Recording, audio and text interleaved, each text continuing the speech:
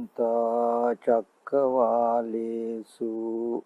अत्रा गच्छन्तु देवता सद्धम्मं मुनिराजस्स सुनन्तु सग्घमुखधं धम्मसवන कालो अयं बदन्ता धम्मसवන कालो अयं बदन्ता धम्मसवන कालो अयं बदन्ता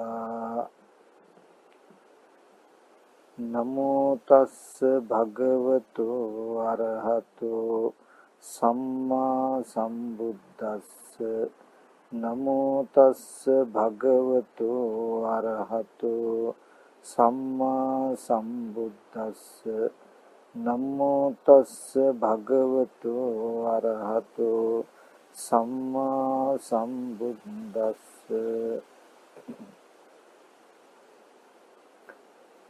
सदा पूजनीय वंदनीय महासंघरत्न अवसराई श्रद्धा बुद्धि संपन्न කාරුණික පින්වත්නි, මේ පින්වත් සියලු දෙනාම දැන් මේ සූදානම් වෙන්නේ ලෞතර බුදුරජාණන් වහන්සේ අපි කෙරෙහි අනුකම්පාවෙන් දේශනා කළ සද්ධර්මයෙන් බිදක් ශ්‍රවණය කරන්නට. ඒ නිසා හැම දිනම ඊ타ත්ම වමනාවෙන් ඊ타ත්ම ඕනෑකමින් මේ දේශනාව ශ්‍රවණය කරන්නට කියලා මතක් කරනවා. පින්වතුනි, ඉමක් කොනක් පරක් තෙරක් නැති අති දීර්ඝ සංසාරික ඔබත් මමත් ඉපදෙමින් මැරෙමින් ඉපදෙමින් අති දීර්ඝ සංසාර ගමනක් යන අය. මේ දීර්ඝ සංසාරේ පුරාවටම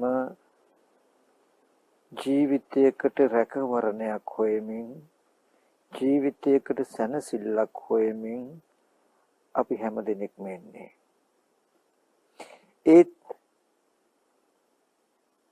මෙතරම් අති දීර්ඝ සංසාරික ජීවිතයට රැකවරණයක් හෙව්වත් අපිට තාම මේ රැකවරණය හදාගන්න ළඟා කරගන්න බැරි වුණා.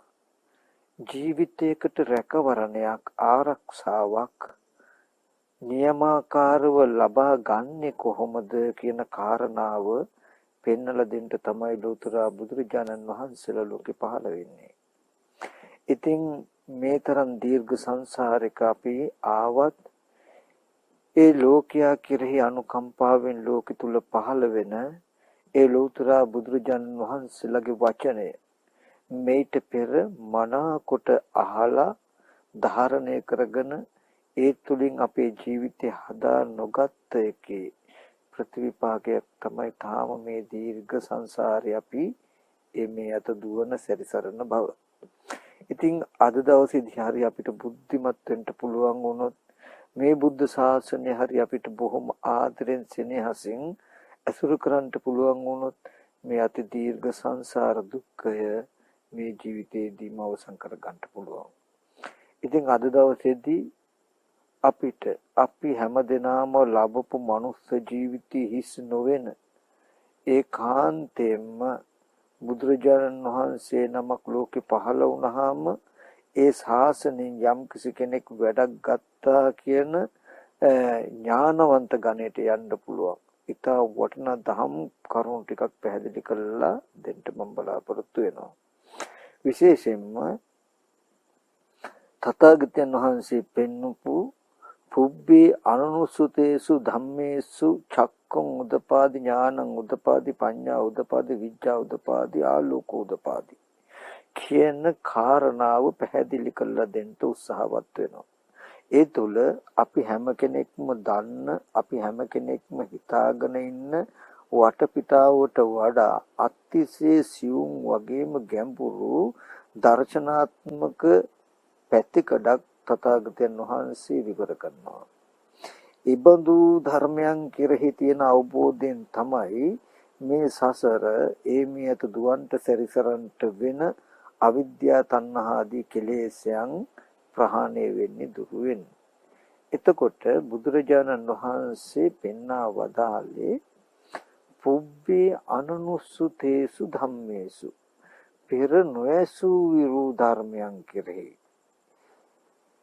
චක්කු උදපාදි හැ පහළ වුණා. ඥානං උදපාදි ඥානෙ පහළ වුණා. පඤ්ඤා උදපාදි ප්‍රඥාව පහළ වුණා. විද්‍යාව උදපාදි විද්‍යාව පහළ වුණා. ආලෝක උදපාදි ආලෝකය පහළ වුණා. ඇති වුණා. එතකොට පෙර නොයසූ විරූ ධර්මයක් කෙරෙහි ඇස උපන්නා කියලා ඥානීය ප්‍රඥාව ආලෝකයේ උපන්නා කියලා තථාගතයන් වහන්සේ දේශනා කළේ මොකේටද? මේ දුක ඇතිවෙච්ච හේතුව මේ දුක නැති තැන හෝ නැති කිරීම මේ දුක නැති කරන මාර්ගය කියන මෙන්න මේ ධර්මතා හතරට. එතනදී පින්වතුනි අපිට හොඳට හිතලා බලන්න වෙන කාරණා රාශියක් තියෙනවා.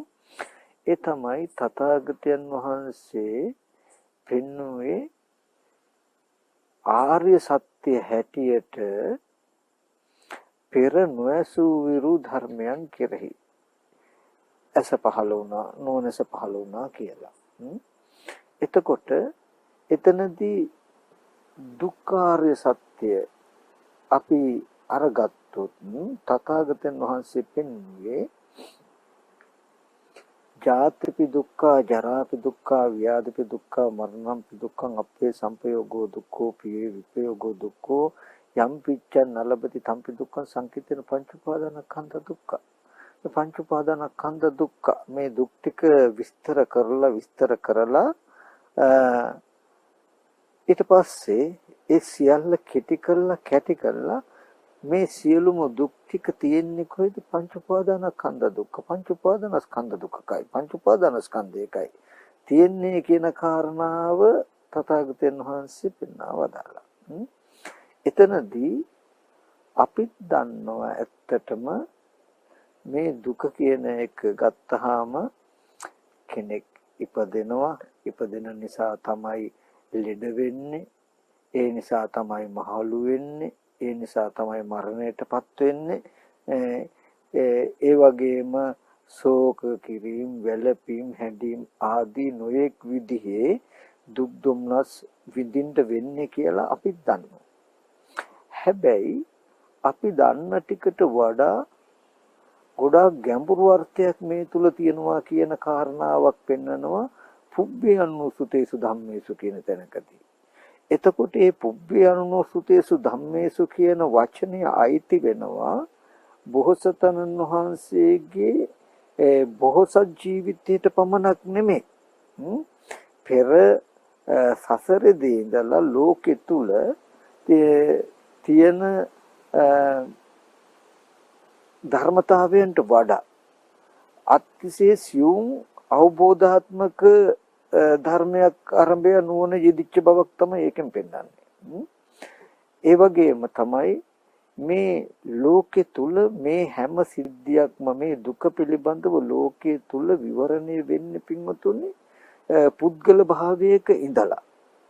ඒ කියන්නේ අපි ඉපදෙනවා. අපි ඉපදුනහම එතකොට ඉපදෙන්නේ පුද්ගලයෙක්, කෙනෙක්, සත්වෙක්. අපි ඉපදුනහම ඉපදුණු කෙනාට, ඉපදුණු පුද්ගලයාට, ඉපදුණු සත්වයාට ලෙඩ වෙන්න වෙනවා, මහලු වෙන්න වෙනවා, මරණයටපත් වෙන්න වෙනවා. එයාට ප්‍රිය විප්‍රයෝග දුක්ඛ, අප්‍රිය සංපයෝග දුක්ඛ කියන මේ සියලු දුක් විඳින්න වෙනවා. මේ දුකට හේතුව ඉපදීම කියලා මෙන්න මෙහෙමයි අපි දන්නේ. එතකොට මේ විදිහට ලෝකෙ තුල තියෙන මේ දුක පිළිබඳ විස්තරය ආත්මවයි තියෙන්නේ. ඒ තුලම තියෙනවා කෙනෙකුට වෙච්ච කෙනෙක් විඳින දුක. නමුත් පුබ්බේ අනුසුතේසු ධම්මේසු කියලා තථාගතයන් වහන්සේ මේ දුක්ඛ සත්‍ය විවර කරන තැන බොහොම ලස්සන කාරණාවක් වෙන මේ දුක් ටික ඔක්කොම පෙන්නලා පංච උපාදානස්කන්ධ දුක්ඛ. මේක තව පුද්ගලයෙකුගේවත්, තව සත්වයෙකුගේවත්, තව කෙනෙකුගේවත් නෙවෙයි. මේ පංච උපාදානස්කන්ධයක පවතින දුකක් මේ තියෙන්නේ කියන කාරණාව. ඉතින් අන්න ඒ ටික මම අද දවසේදී පැහැදිලි කරලා දෙන්න බලාපොරොත්තු වෙනවා. මොකද ඇත්තටම අපිට ජීවිතයෙන් දුක අයින් කරගන්නව නම් දුක කියන්නේ මොකක්ද කියන කාරණාව හරියටම අපිට තේරිලා අවබෝධ වෙලා තියෙන්නට ඕනේ. පංච උපාදානස්කන්ධ දුක්ඛ කියන තැන ගත්තාම පින්වතුනි ඕකටම තමයි පංච උපාදානස්කන්ධ ලෝකය කියලා කියන්නේ. මම මේට කලිනුත් පින්වතුන්ට මතක් කරලා තියෙයි පටිච්ච සමුප්පාද ධර්මයන් පිළිබඳව මම නැවත කෙටියෙන් පොඩ්ඩක් මතක් කළොත් අවිද්‍යා කර්ම කියන පෙර හේතු ටිකට විපාක ස්කන්ධ ටිකක් හම්බුනහම විඥාන නාම රූප සලආයතන පස්ස වේදනා කියලා ඒ විපාක ස්කන්ධ ටික ආයතන පරයයකින් මතක් කළොත් ඇහැට රූප පෙනෙන කනට ශබ්ද ඇසෙන නාසයට ගන්ධ දිවට රස කයට ස්පර්ශයන් මනසින් ධර්මාරම්මණයෙන් සිහි කරනවා කියලා ditthi sutta mutta විඤ්ඤාත කියන මෙන්න මේ හතර පොලේ අරමුණු වල පැවැත්ම තමයි විපාක ස්කන්ධ ටික කියලා කියන්නේ. එතකොට ඒ හැම අවස්ථාවකම ඒ ආයතන ටිකේ යථාර්ථයක් නැත්නම් යථාභූත ස්වභාවයක් ඇත්ත ඇති හැටි පවතින ධර්මතාවයක් තියෙනවා. ඒ තමයි හේතුන්ගෙන් හටගත් ප්‍රත්‍යයන්ගෙන් හටගත් හේතු ප්‍රත්‍යයන්ගෙන් හටගත් ධර්මතාවය.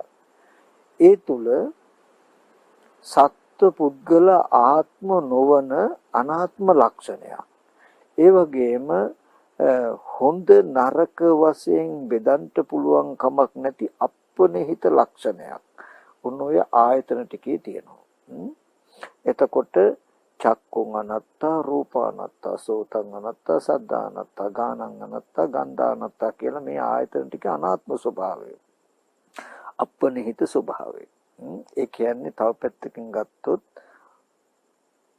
සවිඥානික වේවා අවිඥානික වේවා කුමන ආකාරික හෝ අරමුණක් පෙනෙනවා කියන තැනක. එතකොට පෙනෙනවා කියන තැනට සාපේක්ෂව සවිඥානික අවිඥානික කතාවක් යථාර්ථයට ඇත්තටම නැහැ. රූපායතනේ රූපායතනේම තමයි.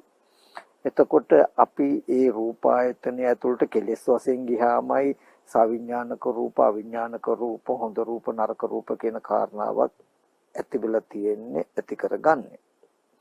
මෙතෙන්දී ඇස් ඉදිරිපිටට රූපයක් පෙනෙනකම, කන ඉදිරිපිටට ශබ්දයක් ඇහෙනකම, නාසය ඉදිරිපිටට ගන්ධයක් හමු වෙනකම කියන මේ ටිකෙන් තමයි විපාක ස්කන්ධ ටික කියන්නේ. ඊට පස්සේ ඒ පෙනෙන ඇහෙන දේට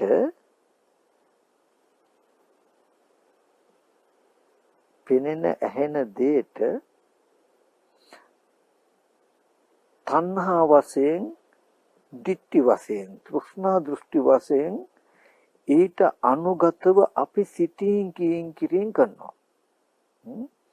හැම වෙලාවෙම හොඳට මතක තියාගන්න ඕනේ පින්වතුනි, පෙනෙනවා, ඇහෙනවා, දැනෙනවා, දැනගන්නවා කියලා ditthi sutta mutta විඤ්ඤාත කියන මේ වෝහාර ධර්මයන් ගත්තාම පෙර විපාක මාත්‍රයක් එක පැත්තක්.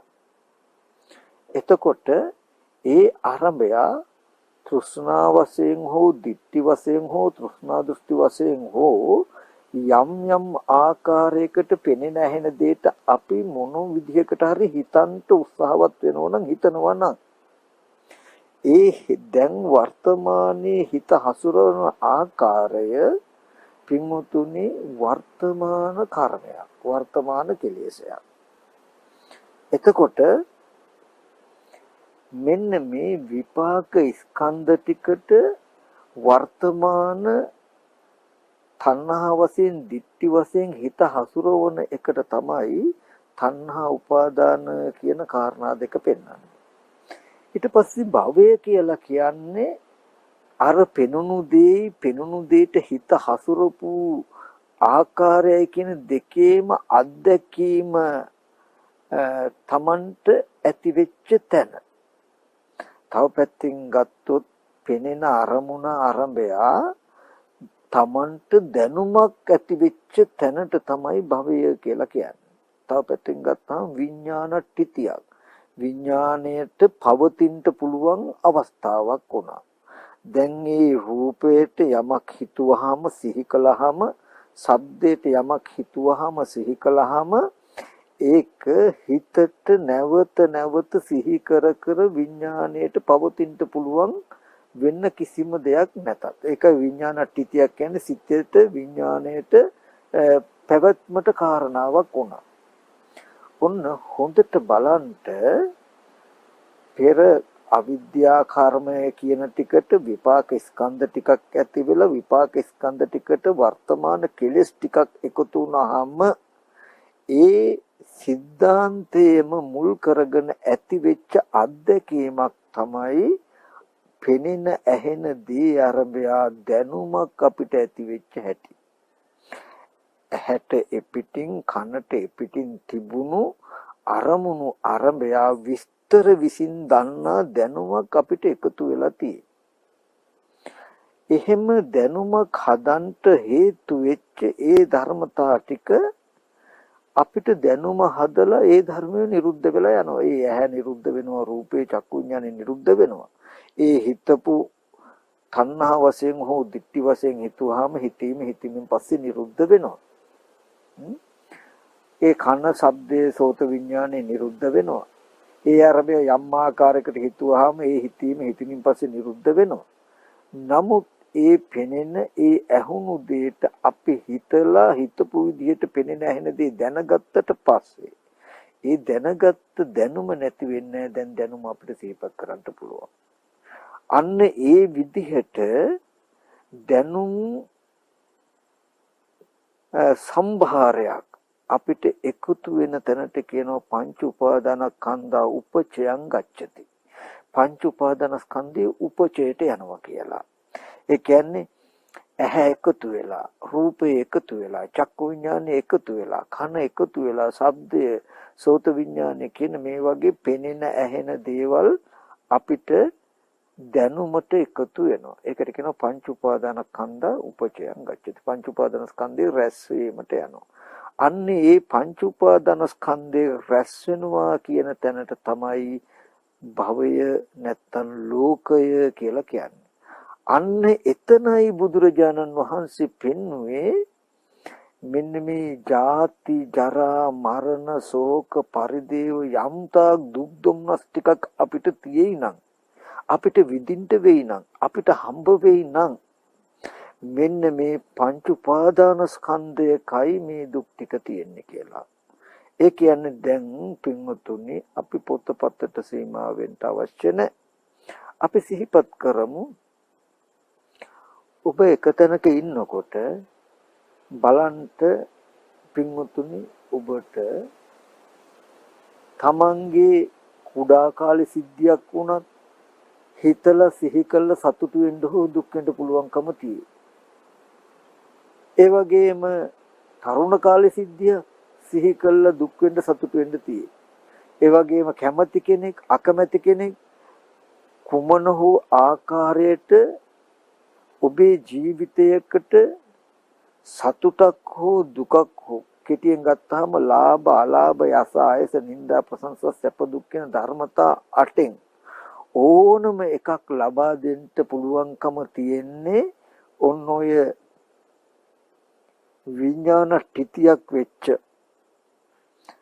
බාහිර වස්තුන් බාහිර දේවල් පිළිබඳ දැනුමක් ඇති වෙලා තියෙන මෙන්න මේ මානසික මට්ටම තුල ඒ දැනුම සිහි කරගෙන සිහි කරලා තමයි අපිට සත්‍යක් හෝ දුකක් හෝ විඳින්න පුළුවන්කම තියෙන්නේ. ඒ වගේමයි එහෙම දැනුමක් ඇති වුණාට පස්සේ වර්තමානයේ ඇස් ඉදිරි පිටට කන ඉදිරි පිටට රූපයක් හම්බ වුණත් අපි ඒ රූපේ දකින්නකොටම සිහි කරගන්නේ භවපච්චයාති. භවයේ නිසාම අපිට ඒ සත්පුද්ගල භාවය නැත්තම් ඒ විස්තරයක් ඇති වෙනවා මිසක කිසි වෙලාවක පෙනෙන දේ හම්බ වෙන්නේ අපිට ජාතිය කියන එක නැත්තම් පුද්ගල භාවයේ ඉපදීමට රන් රිදී මුතුමැණික් වස්තු ආදී වස්තුන්ගේ ඉපදීමට ක්‍රම දෙකක් තියෙනවා. භවය තමයි කර්ම භවය, උප්පත්ති භවය කියලා. ඒ කියන්නේ අපි ඇති කරගත්ත කෙලෙස් ටික නිසා මනෝමයෙන් මේ ටික සිහි කරගන්න පුද්ගල භාවයේ, සත්ව භාවයේ වස්තුන් උපදවාගෙන සැප දුක් විඳින්න පුළුවන්. ඒ වගේම උප්පත්ති භවය කියන්නේ ආපෝ රූප, ශබ්ද, ගන්ධ ආදී අරමුණු හම්බ වෙනකොටත් අර අපි දැනගත්තා උදේ සිහිපත් කරගෙන පුද්ගල භාවයේ, සත්ව භාවයේ වස්තුන් ඇති නැතිකම උපදවා ගන්නට පුළුවන්. අන්න ඒ උපදවා ගත්තාම අන්න ඒ නිසයි පින්වතුනි අපිට ජාති ජරා මරණ ශෝක පරිදේ දුක් දුම්නස් තියන්නේ කියන කාරණාවයි තථාගතයන් වහන්සේ පෙන්වන්නේ.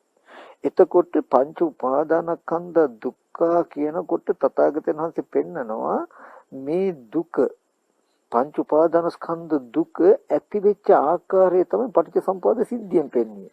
අවිද්‍යාව පත්‍ය සංඛාර, සංඛාර පත්‍ය විඥානං කියලා භව, භවපත්‍ය ජාති, ජාති පත්‍ය ජරා මරණ ශෝක පරිදේ දුක්ඛ දෝමනස් උපායාස සම්භවಂತಿ ඒව මේතස්ස කේවලස දුක්ඛකන්දස සමුදය හෝති. මෙසේ හුදු දුක් රසගේ හට ගැනීම වෙයි කියලා මේ දුක ඇති වෙන ආකාරය. එතකොට ඒක එක සිද්ධාන්තයක් නෙමෙයි, ධර්මතා ටිකක්.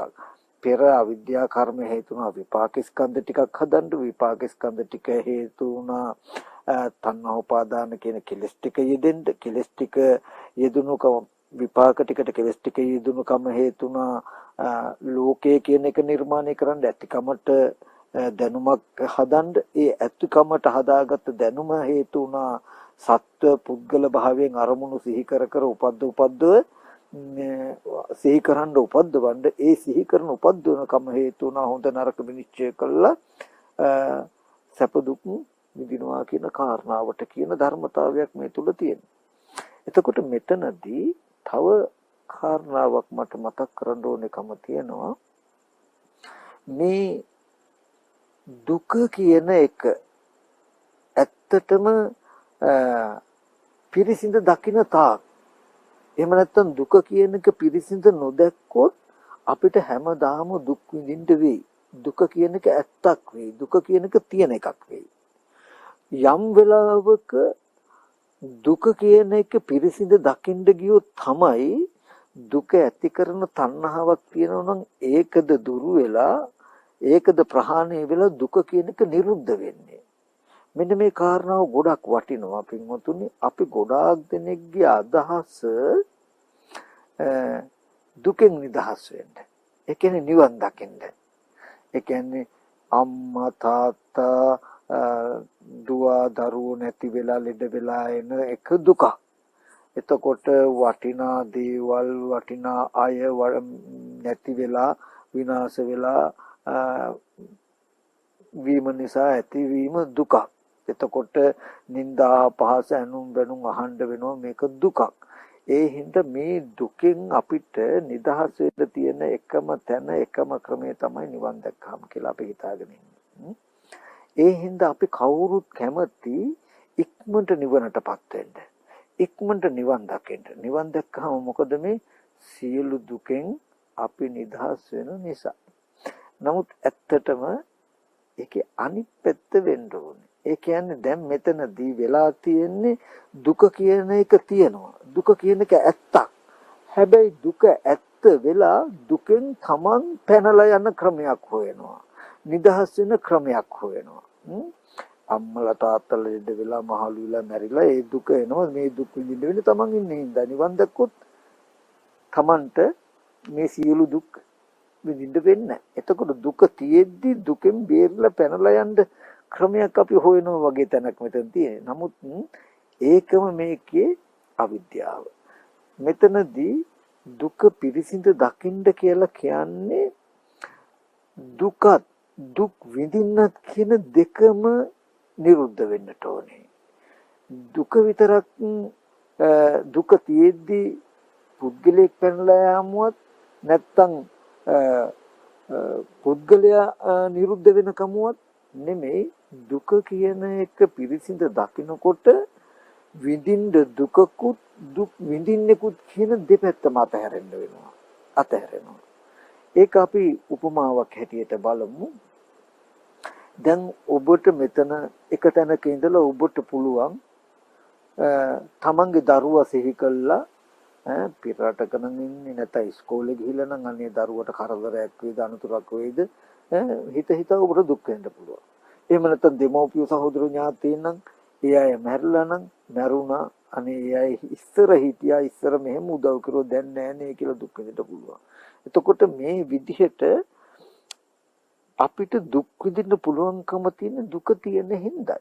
ඉතින් මෙතනදී බුදුරජාණන් වහන්සේ මේ පටිච්ච සමුප්පාද ධර්මයේ හරහා දුක ඇති උනේ මෙන්න මෙහෙමයි. ඒව මේ තස්ස කේවලස දුක්ඛ කන්ද සමුදය හෝති. මෙසේ මේ හුදු සියලු දුක් රාශිය හට ගැනීම වෙනවා කියලා පෙන්නුවේ අපිට මේ දුක පිළිසිඳ දකින්න. ඒකට කරන්න තියෙන එකම එක දෙයයි. කෙටි ක්‍රමයයි. බුදුරජාණන් වහන්සේ දුක ඇතිවෙච්ච ආකාරය පෙන්වුවා නම් ඒ ආකාරයට ආපස්සට යන්න. එතකොට ඉබේම දුක කියන එක අහෝසි වෙනවා. අවලංගු වෙනවා. දැන් අපිට සිහිපත් කර විඳ පුළුවන් දුකක් තියෙයි. දුක මේ අරමුණු ටිකක් තියෙයි. අපි මේ අරමුණ මෙනෙහි කළා නොපෙන්නන තාක් ඒක විවෘත කළා නොබලන තාක් ඒක ඇත්තයි. හදිස්සියකදී රාත්‍රියේ වෙලාවකදී පාරේ තනියම යනකොට කුමන හෝ සද්දයක් ඇහුනොත් අපි එකපාරට බය වෙනවා ගැස්සිලා අමනුස්සෙද්ද දන්නේ නැහැ කියලා හිතන්න පුළුවන්. අපි අරමුණට ආලෝකයක් හෝ යොමු කළ මොකද්ද කියලා විමසුවේ නැත්නම් අපි ගාව තියෙන මේ බය දුරු වෙන්නෙම නැහැ. අපිට බොහෝ වෙලාවක් බොහෝ කාලයක් බොහෝ දවසක් ඒ බය පවතින්න පුළුවන්. යම් වෙලාවක අපි ආපහු හැරිලා ඒ ශබ්දය ඇති වෙච්ච තැන හෝ තැනට ආලෝකයක් හෝ යොමු කළා මොකද්ද කියලා හරියට විනිශ්චය කරලා බැලුවොත් එපමණකින් අපිට ඒ වටපිටාව දකිනකොට අර බය තැති ගැනීම කියන එක දුරු වෙනවා. මෙන්න මේ සිද්ධියනේ වෙලා තියන්නේ කියන අවබෝධය නිසා. ඒ වගේ පින්වතුනි අපිට දුක් විඳින්න අපි දුක හදාගෙන දුක ඉතුරු කරගෙන ඉන්න අපේ දෝෂේ. ඉතින් ඒ නිසා සැබෑවටම ලෝකෙ තිබුණු ලෝකෙ තියෙන දුකක් විඳින්න උනා නම් තව කමක් නැහැ. නමුත් අවිද්‍යාව නැමැති අන්ධකාරය තුල දුක හදාගෙන දුක පවත්වන කමයි මේකේ තියෙන සෝචනීය සිද්ධිය.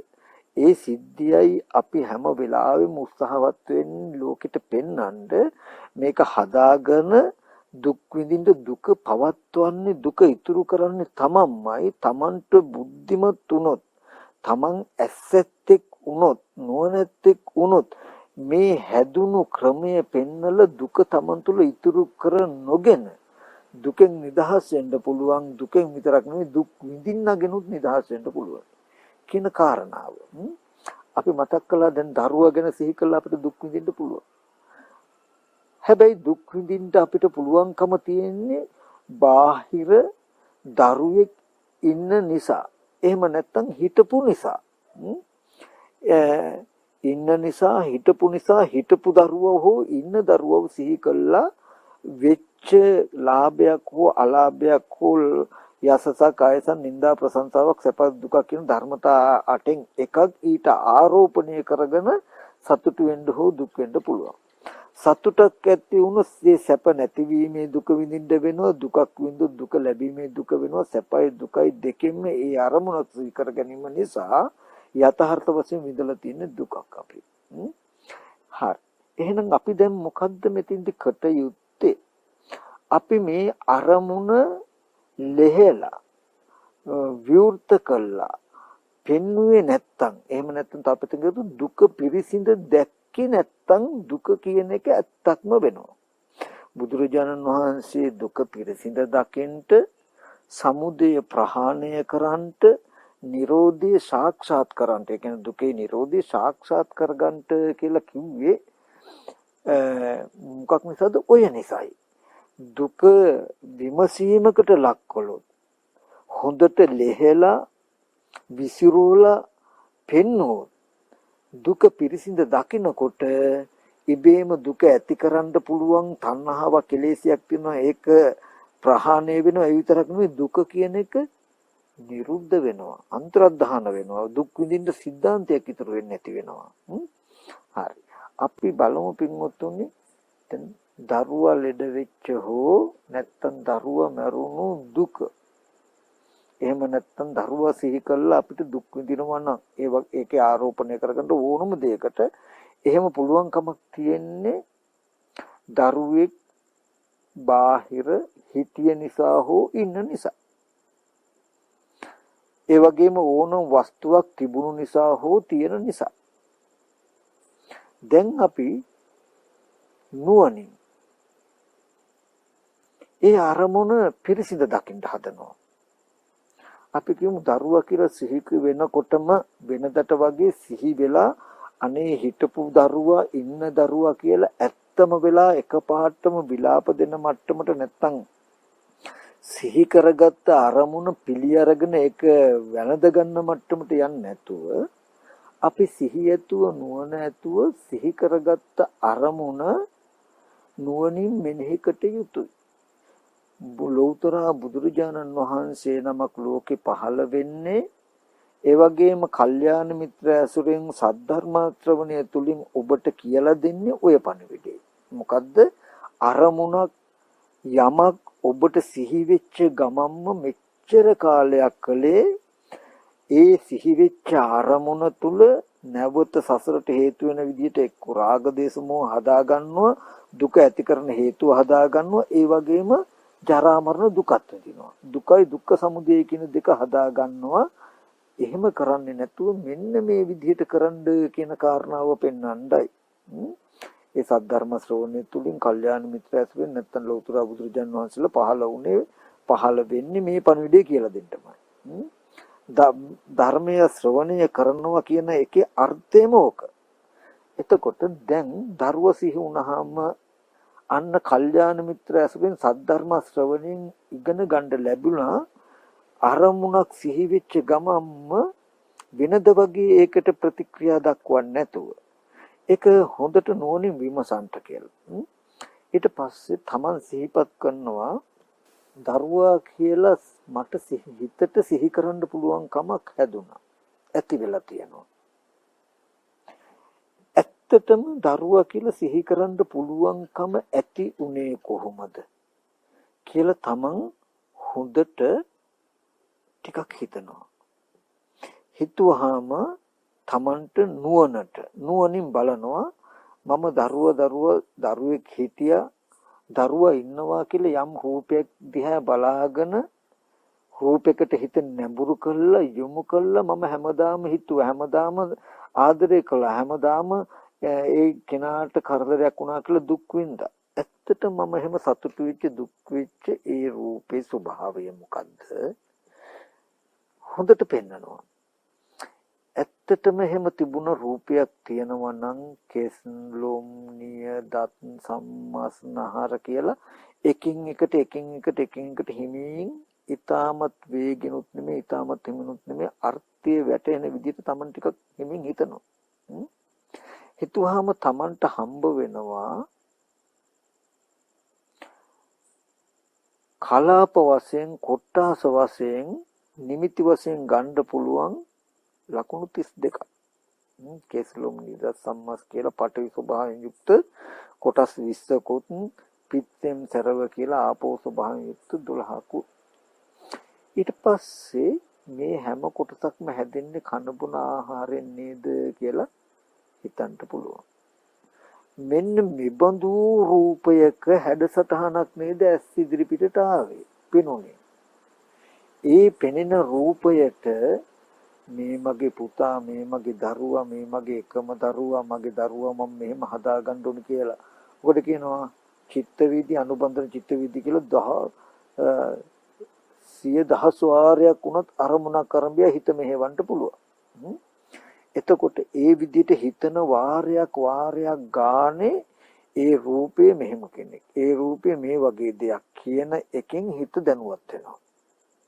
එතකොට අන්න ඇස් ඉදිරි පිටට ආපු කන බොන ආහාරයෙන් හැදුණු කුණප කොටස් 32කින් යුක්ත ධාතු මාත්‍රයක් වූ රූපයට තණ්හාව ඇති වෙන, පුද්ගල භාවය ඇති වෙන, සත්ව භාවය ඇති වෙන විදියට හිත ඇසරෙව්වහම මේ මගේ දරුවා කියලා ඒ හිත හසුරපු ක්‍රමයයි අර පෙනුම් රූපය දෙක එකතු කළා මගේ දරුවා කියන දැනුමක් ඇති වුණා.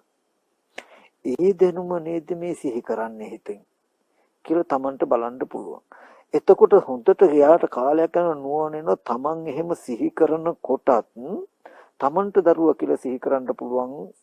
මොකද හිතට එහෙම අත්දැකීමක් තියෙන නිසා හිතේ අත්දැකීම හිතට සිහි කරන්න පුළුවන්. හැබැයි හිත එහෙම සිහි කරද්දිත් බාහිර භෞතික ලෝකේ කිසිම දවසක එහෙම කෙනෙක් හිටියන් නෙමෙයි ඉන්නව නෙමෙයි හිඳලවත් නැහැ කියන නුවණක් Tamanට එනවා. ඒ කියන්නේ දුක් විඳින්න දුක කියන එක ඉතුරු වෙන්නේ නැහැ. ඒ කියන්නේ අතීතයේදී ඇස් ඉදිරි පිටට ඇවිල්ලා තියෙන කන බොන ආහාරයෙන් හැදුණු කොනොප කොටස් ටිකක් ඔන්න රූපේ කෙනා කියලා පනවන්න බෑ. ඊට පස්සේ ඒ රූපයට මේ මගේ දරුවා නේද, දරුවා මට කවදා හරි උදව් කරන කෙනා, එයාට මම මේ විදිහට යුතුයකම් උපකාර කරන්න ඕනේ කියලා අපි රූපයේ ඇස් ඉදිරි පිට තියාගෙන හිත හැසිරෙව්වහම ඔන්න හිත හසුරවන ආකාරයනුත් දරුවා නෙමෙයි. ඒක අපි ගාව තියෙන චෛතසිකවල සිතුවිලිවල කෘත්‍යය. ඒ විදිහට අපි හිත හසුරන ආකාරයකට අර රූපයට විඥානයේ මායාකාරය වෙලා පැත්තක ඉඳන් නිර්මාණය කරගන්නවා. මේ හිතන ගානට අර රූපය ආදේශ කර මේ නාමයයි මේ රූපය දෙක එකතු කළා මේ බඳු කෙනෙක් මේ බඳු දෙයක් මේ විදිහට උපකාර කළා මෙයා මගේ පුතා ආදරණීය පුතා කියා හිතන ආකාරයට දැනුමක් එකතු වුණාම ඒ අරමුණේ තියෙන දැනුම් ඔක්කොම එක නිමිත්තකට ගන්න පුළුවන්. දැන් අපි හිතෙන් දරුවා කියලා සිහි කරනකොට හිතට ලැබුණු අත්දැකීම හිතේ තියෙන අත්දැකීම සිහි කරන්න පුළුවන්. සිහි කළා ඌ කල්ප ගණනක් වුණත් තියාගෙන අඬන්න වැළපෙන්නත් පුළුවන්. කිසි දවසක එකට මුකුත් වෙන්නේ නැහැ. හරියට අපි ගහක් කොලක් තියෙනවා නම් ඒක වීඩියෝ කරලා රෙකෝඩ් කරලා තියාගත්තා වගේ එතකොට ගහ මොනතරම් කොළ හැරිලා වේලිලා මොන විදිහට ගියත් අර සිද්ධිය තියෙයි. ඒ වගේ මේ විඥාන ත්‍ිතිය කියන එක විඥානයේ පැවැත්ම කියන එකට හේතු වුණාම මේ ආරම්මණයක් ඒක සිහි කර සිතට පවතින්න පුළුවන්. ඔන්න ඔය සිතට පවතින්න පුළුවන් තැන තමයි බුදුරජාණන් වහන්සේ දුක්ඛ සත්‍ය හැටියට පෙන්වුවේ. දැන් කෙනෙක්ව සිහි කළ දුක් විඳින්න පුළුවන්. ඔබ මේ ජීවිතේ නෙමෙයි මත්තු සසරදී හෝ කවදාම හරි දවසක දුක පිරිසිඳ දැක්කොත් විතරමයි දුක ඇති කරන තණ්හාව ඒ වගේම විඳින්න තියෙන දුක ඔබට අහෝසි වෙන්නේ. හොඳට මේ කාරණාව මතක තබා ගන්න ඕනේ. මේ විදිහට අපි විදර්ශනා කරනවා කියලා මේ කරන්නේ මොකද්ද? දුක පිරිසිඳ දකින්න උත්සාහවත් වෙන එක. අපි මේ විදිහට දරුවා කියලා මට සිහි කරන්න පුළුවන්, මට මෙහෙම සිහි කරන්න පුළුවන්කම ඇති උනේ කොහොමද කියලා අපි බලන්න යනවා කියලා කියන්නේ ඒ දුක පිරිසිඳ දකින්න යන්නේ. ඇයි එහෙම ගියාම දුක් විඳින්න අපි මෙච්චර කල් දුක් විඳින්න මට කෙනෙක් ඉන්නවා, මමත් ඉන්නවා, දරුවෙකුත් හිටියා. ඉන්න තාක් මං හිත දුක් විඳිනවා. එයාට වෙච්ච සාධාරණකම් අසාධාරණකම් අකටයුතුකම් එතකොට හිංසා පීඩා දුක් මේ ඔක්කොම අරඹේ මට දුක් විඳින්න පුළුවන්කම තියෙයි. ඒ හින්දා දැන් අපි දරුවා කියලා සිහි කළ දුක් විඳින්න පුළුවන් අරමුණ පිරිසිඳ දකිනවා. දරුවා කියන එක හැදුනේ කොහොමද? රූපය මොකද්ද? ඒ රූපයට හිත හසුරුපු ආකාර මොනවද? ඒ දෙක නිසා දැනගත්තා. දැනගත්ත දේ සිහි කරන්න පුළුවන්. හැබැයි සිහි කරන්න පුළුවන් උනාට සිහි කරන්න පුළුවන් කම ඇති වෙච්ච සිද්ධිය මේ සිහි කරන සිද්ධියට අයිති සිද්ධියක් නෙමෙයි. මේ සිහි කරන්න පුළුවන්කම විඥානයේ මායාවක්. හැබැයි ඒක හැදිලා තියෙන්නේ මෙහෙමයි කියලා බලනකොට අතීතයට යනකොට මේ දුක හැදුණු හැටි බලනකොට දුක පිරිසින් දකිනකොට දරුවෙකුට තණ්හා කරලා සසරට නැවත යන තණ්හාව ඉතුරු වෙන්නේ නැහැ. තණ්හාව ප්‍රහාණය වෙනවා. දරු තණ්හාව කියන එක ඉතුරු වෙන්නේ. ඒ වගේම දුක නිරුද්ධ වෙනවා. දරුවා ලෙඩ වෙලා මහලු වෙලා මරණයටපත් වෙලා දරුවට බැනලා ගහලා නිନ୍ଦා අපාස කෙරුවා කියන දුක් ටික ඔබට විඳින්න ඉතුරු වෙන්නේ ඇයි ඔබට හිතට සිහි කරන්න පුළුවන් උනාට දරුවෙක්ව අන්තිමට ඒක හිතේම මායා ස්වභාවයක් මිසක ඒක සත්‍ය ස්වභාවයක් නෙවෙයි කියන එක ඔබටම හසු වෙලා තියෙනවා. මොකද ඔබ සිහි කරගත්ත අරමුණු විමර්ශනයකට භාජනය කළාම එහෙම දෙයක් මේ ලෝක ධාතුව තුල තිබිලත් නැහැ තියෙනවත් නෙමෙයි නිසා. අන්න දුක කියන එක නිරුද්ධ වුණා, සමුදය ප්‍රහාණය වුණා. ඊට පස්සේ ඒ වගේ ඔබගේ පැත්තකට ගිහිල්ලා යම්ම දේවල් ඔබට දුක එනවා කියලා අපි කියමු. තව කාට හරි මම මේ වචනේ කියපෙන්ද මට හරි ලැජ්ජාවක් වුණානේ කියලා ඔබට හිතෙන්න පුළුවන් හැම වෙලාවෙම. එතකොට ඔබ ඒ දුක ඔබත් ඉන්න නිසා ඔබ යම් වචනයක් කියපු කෙනත් ඉන්න නිසා ඔබට නැවත නැවත හිත ලැජ්ජ වෙන්න පුළුවන්, දුක් විඳින්න පුළුවන්. ඔබ මේ දුක පිරිසිඳ දකින්න යන්න. දුක පිරිසිඳ දකින්න ගියාම ඒ නිසා ඇතිවෙන යම් කෙලෙසියක් තියෙනවා නම් ඒකත් ඒ නිසා එන දුකක් තියෙනවා නම් ඒකත් නැති වෙනවා. අපරාධ මං අර මිනිස්සයාට මේ විදිහට කියලා බැන්නේ කියලා ඔබට පසුතැවීමක් ඇති වෙනවා නම් ඒ පසුතැවීම කියන්නේ දුකක්. ඒ පසුතැවීම ඇති වෙන්නේ පසුතැවෙන්න ඔබට යමක් ඔබ ඉතුරු කරගෙන එහෙම කෙනෙක්ව එහෙම දෙයක්ව තියාගෙන ඉන්න නිසායි. ඒ නිසා හොඳම දේ තමයි ඒ පසුතැවෙන්න තියෙන අරමුණ පිරිසිඳ දකින්න යන්න. ගියාම ඔබට කනට ඇහුණු දෙයකට ඔබ යමක් කියපු නිසා නම් ඇත්තටම කනට ඇහුණු ශබ්දයක් තියෙනවා. ශබ්ද රූප මාත්‍රයක්. නොදන්නා භාෂාවකින් යමක් කතා කළොත් ඒක අපි දන්නේ ආන් ඒ වගේමයි හැම શબ્දයක්ම.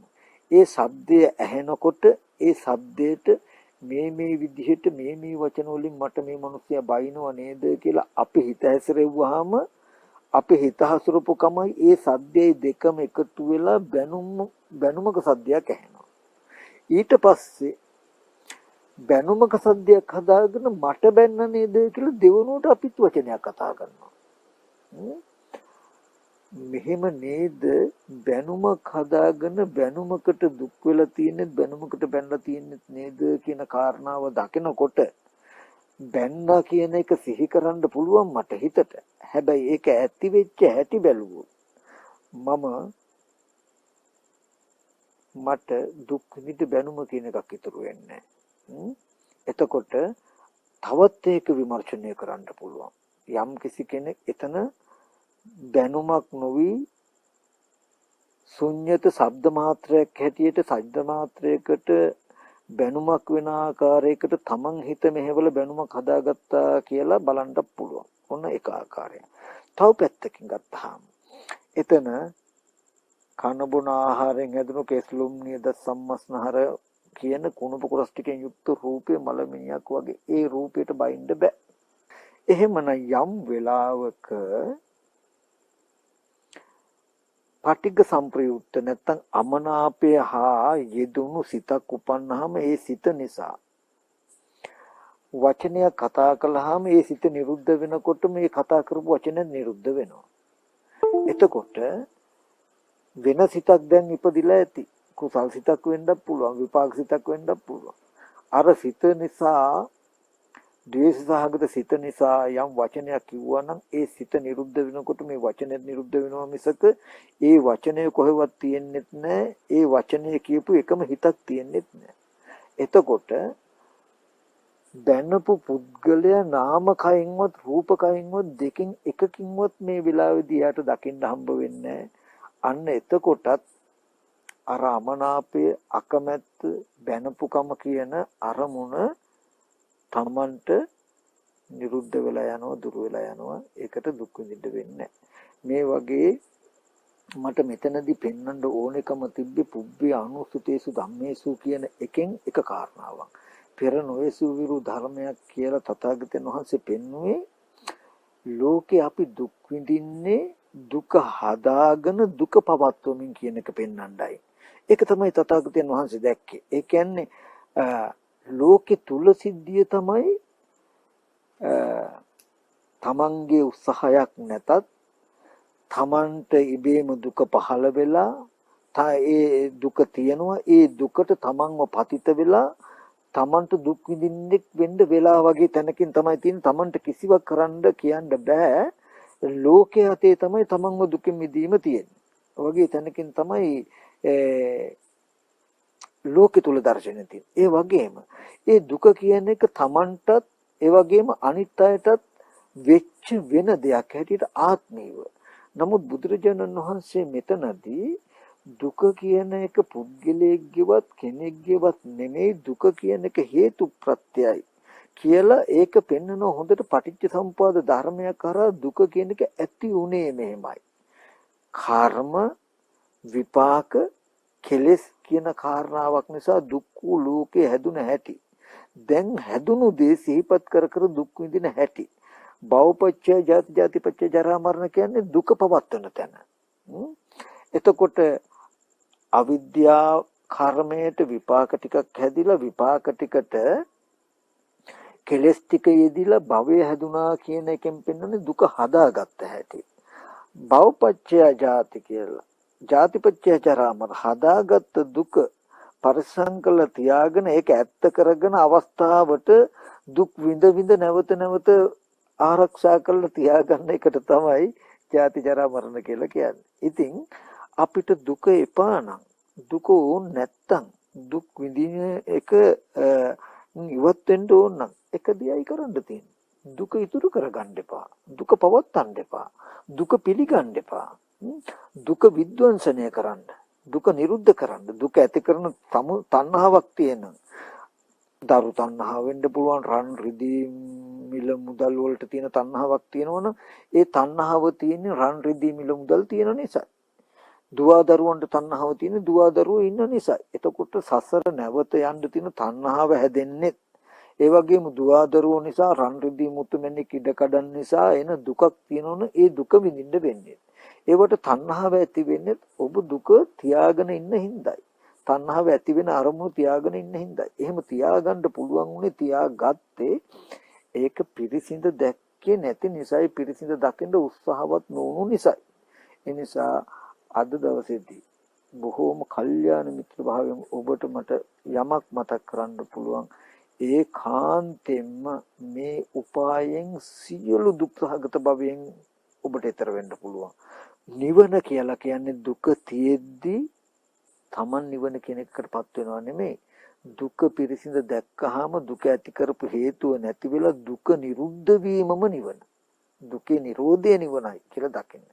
ඔය විදිහටම ඔබ ආධ්‍යාත්මික පැත්තටත් නැඹුරු වෙලා දුක් විඳින තමන්ව ඉතුරු කරන්න එපා. මේ කය මම, මේ ඇහැ නාසය දිව ශරීරය මම මගේ කියලා සිහි කරන්න පුළුවන් කමක් හිතට ලැබිලා තියෙයි. විඥානයේ අත්දැකීමක් තියෙයි. මේ කය මම කියන කියලා හිතන්න පුළුවන්, සිහි කරන්න පුළුවන් මේ දැනුම ඇති උනේ කොහොමද කියලා හිතන්න.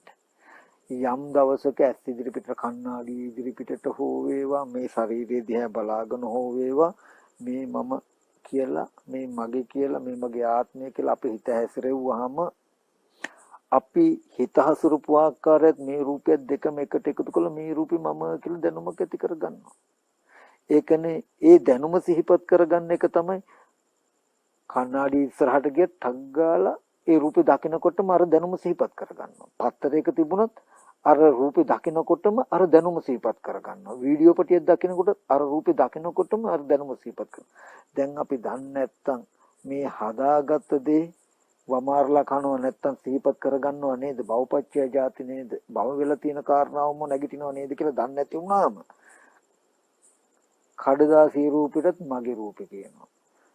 කණ්ණාඩි රූපෙටත් මගේ රූපේ කියනවා. වීඩියෝ පටේ රූපෙටත් මගේ රූපේ කියනවා. ඒ රූපේ දකිනකොට මගේ කියන හැඟීම නැගිටලා නේද මේ තියෙන්නේ කියන කාරණාව අපිට අවබෝධ වුණොත් එනවා. රූපේ මම නෙමෙයි, රූපේ මහ භූතය උපාදාය රූපය කඩදාසි කොලයක්. එතකොට දත්ත ටිකක් වීඩියෝ පටයක්.